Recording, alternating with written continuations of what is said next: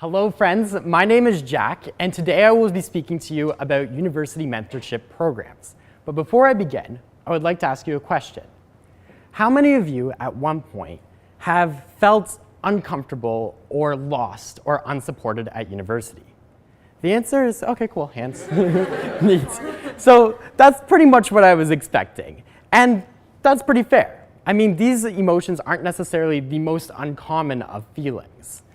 And that might have something to do with the stressful demands of university impact on psychological health.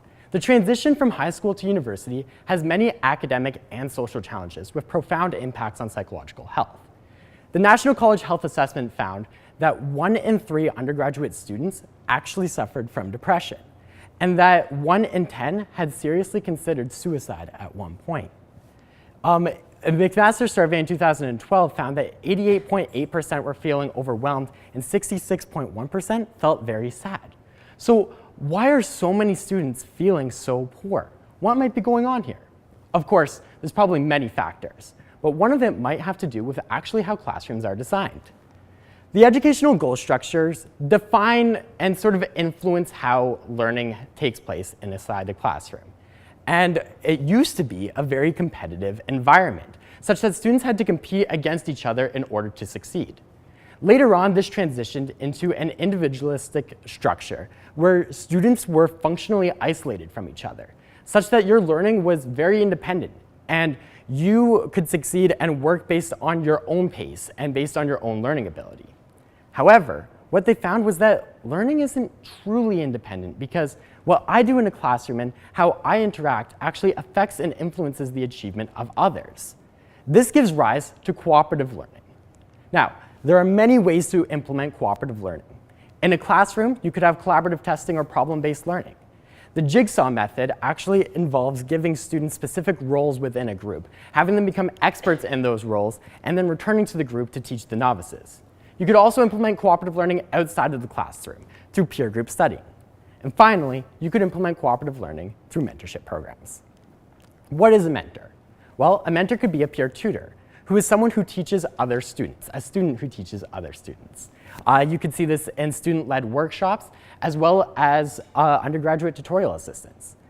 A mentor could also be a peer supporter, and this is less tied to the classroom and more involved with leadership development and the way that they might promote and motivate students to achieve their academic and personal goals. Where does mentorship exist at McMaster University? It exists in residence, it exists in student-led faculty societies, and it exists in non-faculty specific forms. Now, the best mentorship programs blend both structured and informal structured mentorship programs. So for example, you might have a 90-minute weekly session on a Tuesday, and this might deal with topics like effective studying habits, as well as stress management.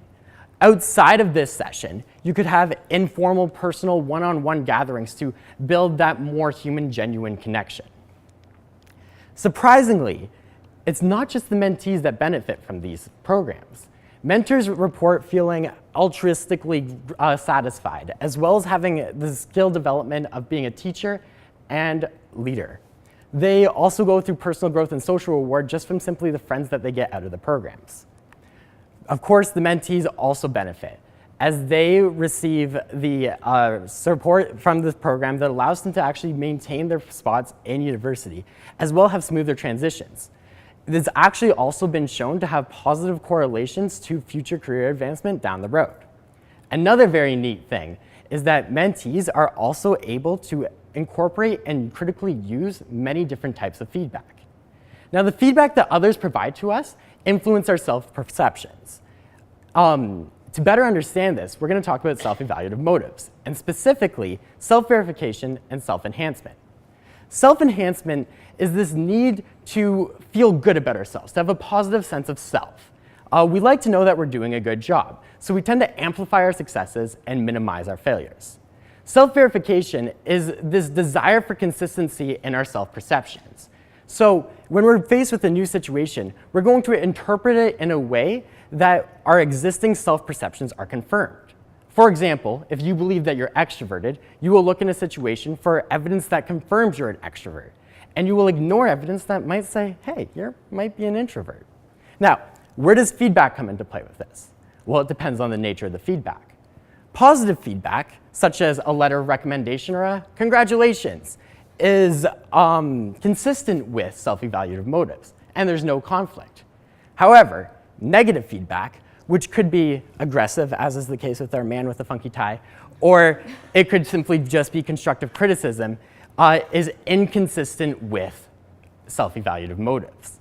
Now, what this means is that when a person tells you that what you're doing isn't exactly as good as it could be, we lose that positive sense of self, and we have to change the way that we think about ourselves. This is actually associated with decreased motivation and decreased self-esteem, such that students who have negative feedback-seeking behavior are actually more at risk to depression. However, negative feedback isn't all bad, because without negative feedback, we would never grow or develop skills. You can imagine that if no one ever told you that you needed to improve, that you probably wouldn't have done much in the past 5 years. All of this is relevant because mentorship actually facilitates skill development through negative feedback. So here on our x-axis, we have negative feedback-seeking behavior. And our y-axis, changes in leadership efficacy, which is essentially your leadership development over time. Now, in the no mentorship condition, there was little difference across levels. You might note that individuals who had high negative feedback-seeking behavior actually decreased in leadership. This might have something to do with those self-motivation costs and self-esteem that we talked about earlier. However, in the condition where mentorship was present, students had drastic increases in their leadership ability. What it seems to be is mentorship actually helps students to maximize their skill development benefits while minimizing the self-esteem and motivational costs of negative feedback. So what I'm trying to get at here is that mentorship might simply be the next pillar in cooperative learning.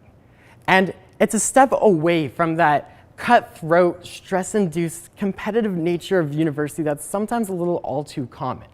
When we engage in mentorship, we're actually engaging in lifting each other up. We're creating this environment that is like, it's not necessarily running away and avoiding and fleeing negative feedback, and it's more giving it a shot as perhaps an opportunity for self-improvement. When we engage in mentorship, we might be taking a step towards a room where less people raise their hand when they're asked who here has felt uncomfortable, lost, or unsupported at university. Thank you.